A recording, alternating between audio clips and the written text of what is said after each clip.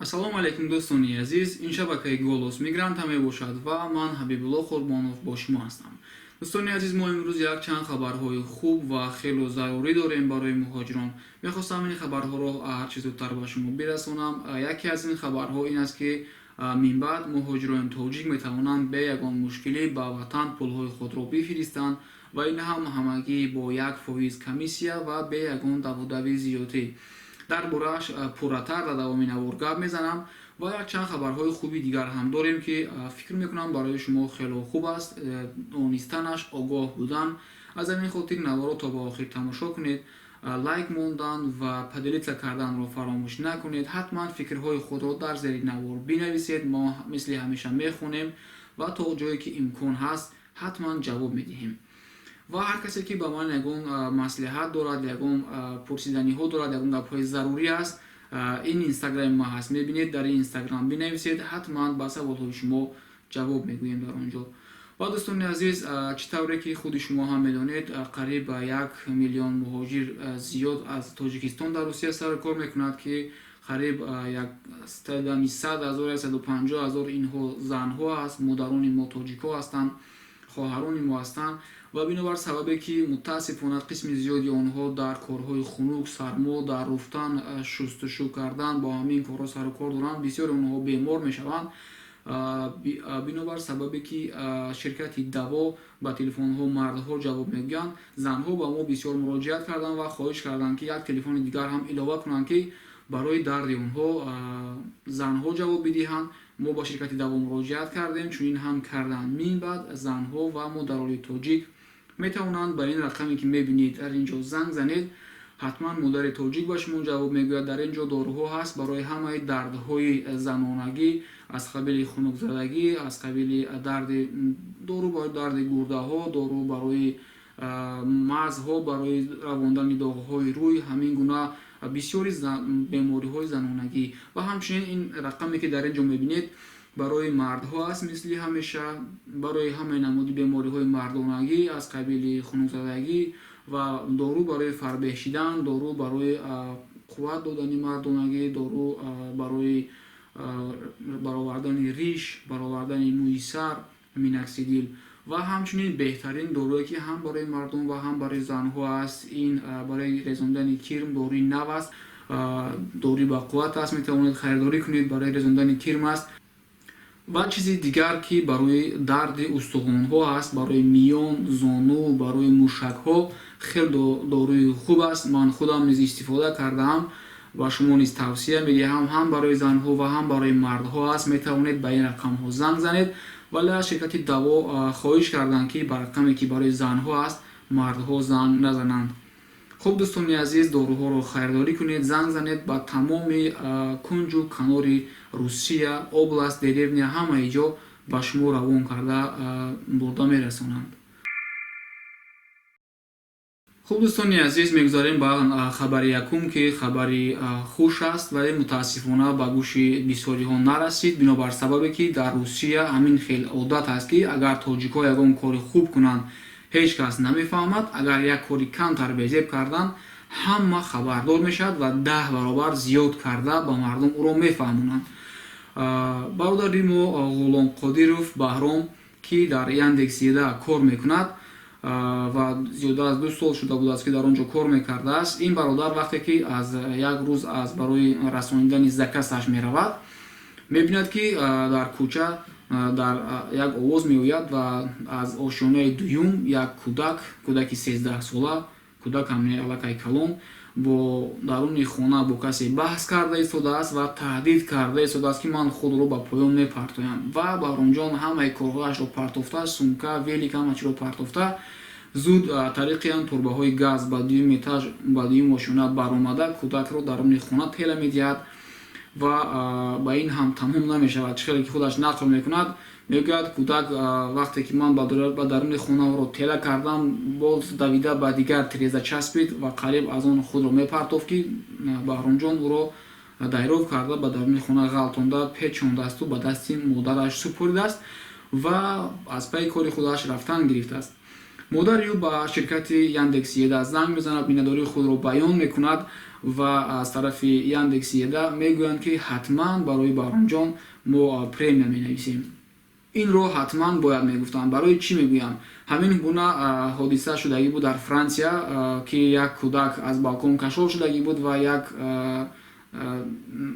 занги буд, аз Африка буд, намедонам, ба тариқи балконҳо ба боло мебаромад ва он кӯдакро гирифта ба волидоинаш дод.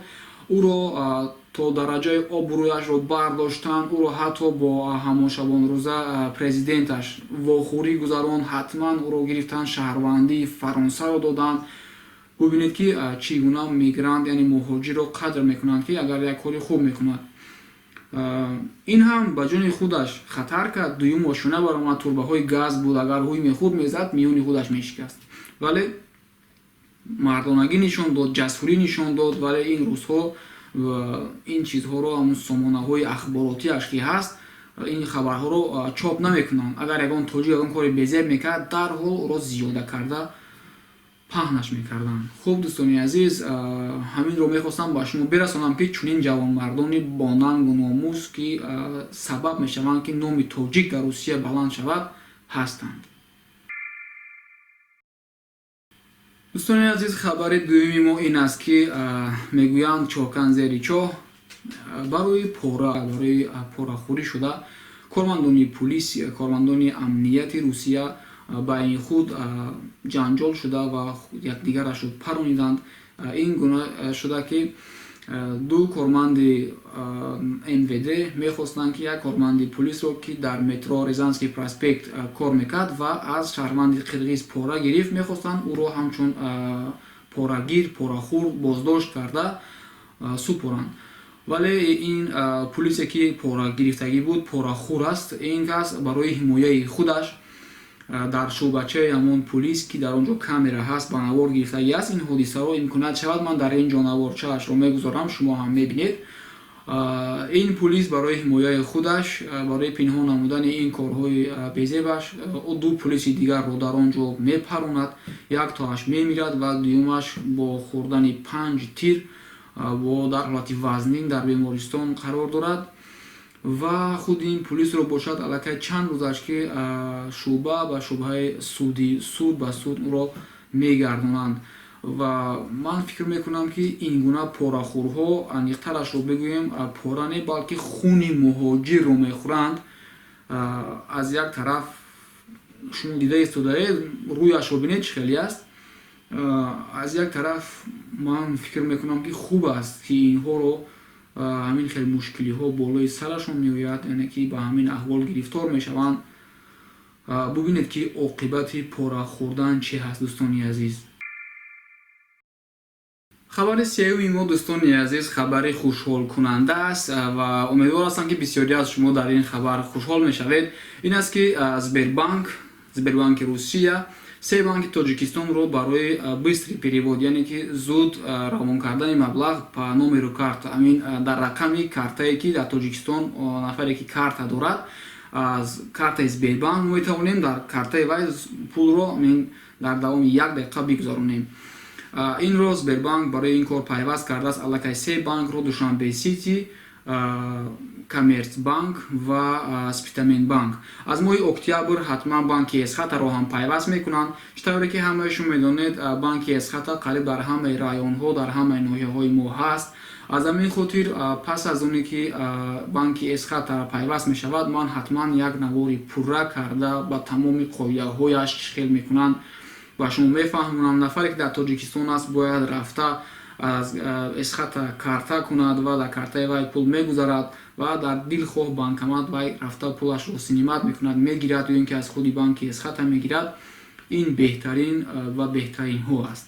дӯстони азиз, тариқи ин намуди пулравон кардан, як муштарӣ метавонад дар як бор равон кардан то 50,000 рубл равон кунад. Комиссияш ҳамагӣ 1% мебошад, ки ин хело қулай аст. вақте ки моҳи октябр ин корҳо шуд, метавонам ки ҳатман ман шуморо пурра хабардор намоям. ва ҳоло бошад тариқи банки Спитаменбанк, банки Коммерцбанк ва банки дигареаш ки боло гуфтам, метавонед шумо амин корро кардан ки агар картаҳояшро шиносҳои шумо дар Тоҷикистон дошта бошанд. ҳатто ба рақами телефонаш метавонед картаашро пайдо карда ба ӯ пулро гузаронед. дӯстон, хабари охирон чунин хабар аст ки лабораторияҳое ки дар Москва, дар Сахар ва дар Подмосква, яъне ки Московский област, дар Егоровск аст, онҷое ки патент мегиранд муҳоҷирон, директораш аз рафти фаъолияташон отчёт супоридааст ва худро зиёд таъриф кардааст ки дар он ҷо онҳо гӯё хело хуб кор мекунанд. дар назар дорам ҳамон шӯъбаҳое ки зуд мо дар омада анализҳои ҳаргуна анализҳо месупорем барои гирифтани протсесси тез шудани патенту барои осон шудани ҳам муҳоҷирон ҳам ҳамин центри мигратсиони центр бисёр худро таъриф кардааст. навиштааст ки агар дигар регионҳо ҳам хоҳанд, мо мехоҳем таҷрибаи худро ба онҳо нишон бидиҳем, вале худо накунад ки таҷрибаи инҳоро ба дигар ҷойҳо ҳам бубаранд. дӯстони азиз, барои чӣ мегӯям ки ин баромади ӯро дар фейсбук бисёри баъд ҳар хел гапҳо гуфтандаш дар он ҷо, бинобар сабабе ки бо як шубҳае ки ба муҳоҷир пайдо мешавад ки ӯ оё туберкулёз дорад ё ки надорад, ҳамин хеле як подозрение хурдак як пайдо мешавад, он муҳоҷирро пойҳояшро аз заминам хеле канда мекунанд, дигар вайро намеёбӣ. ягон хел спецлагерҳо мебаранд, намедонам ӯро куҷо мебаранд ва дар миёни ҳамон нафароне ки дар ҳақиқат туберкулёз доранд, дар байни онҳо нигоҳ дошта мешавад. аз ин муҳоҷир муддати тӯлонӣ дигар на хат асту на хабар. ки аст сабабаш? мана ҳамин лабораторияҳо. мебинем ки ягон анализро худашон надоранд, лабораторияашро ягон хел подозрение мекунанд ба ягон касалҳои хатарнок, туро маҷбур мекунанд ки махсус лабораторияҳо рафта дар ҳамон ҷо анализ бисупорӣ, ки дар дигар ҷойҳо 3-4 ҳазор рубл аст, дар он ҷо 10,600 рубл, 12,000 рубл як анализ, ки дар дигар лабораторияҳое ки сертификати российский доранд, Россия ҳаст, дигар мардум омода дар он ҷо анализ месупоранд, вале инҳо қабул надоранд. танҳо махсус лабораторияҳое ки 12,000, 10,600 рубл манам хел маҷбурӣ мекунанд. рости гапро гӯем, бисёри муҳоҷирон аз ин лабораторияҳо баръакс дар азобанд. Як анализҳое ки умуман ба муҳоҷир лозим нест, маҷбур равон мекунанд рафта бисупор. мақсад фикр мекунам ки ягон хел маслиҳат байни лабораторияҳо аст, чунки онҳо ҳам бояд кам пул кор кунанд, ки охирам хел не. аз ҳамин хотир худо накунад ки таҷрибаи инҳоро дар дигар регионҳо баранд, истифода бубаранд ва боқимонда муҳоҷиронро низ азоб бидиҳанд. ин буд як-ду маълумотҳо, дӯстони азиз, дар масъалаи муҳоҷират ки ба шумо расонидем. агар навор маъқул шудагӣ бошад, лайкро зер кунед, падилица кунед, то дигар ёру дӯстон аз хабарҳои хуш огоҳ шаванд. чӣ хеле ки ваъда кардагӣ будам дар бораи ширкатҳои сетевои маркетинг як видеои нағз мекунам, ҳатман инро мекунам. ва ҳамчунин дар бораи мактаб бо директораш гуфтугӯ кардем. худо хоста бошад пагоҳ ҳатман навор меравам, мегирам ва видеои оянда ҳатман видеои мактаб мешавад, яъне ки мактабе ки барои тоҷикон хело, барои кӯдакони тоҷик мактаби қуллай аст. рости гап ба ман сахт маъқул шуд, ҳатман ба шумо пешниҳод мекунам ва имрӯзашда хайру хуш мекунем. худованд ҳамаи шуморо нигаҳбон бошад. барори кор ба шумо мехоҳам. хайр, дӯстони азиз.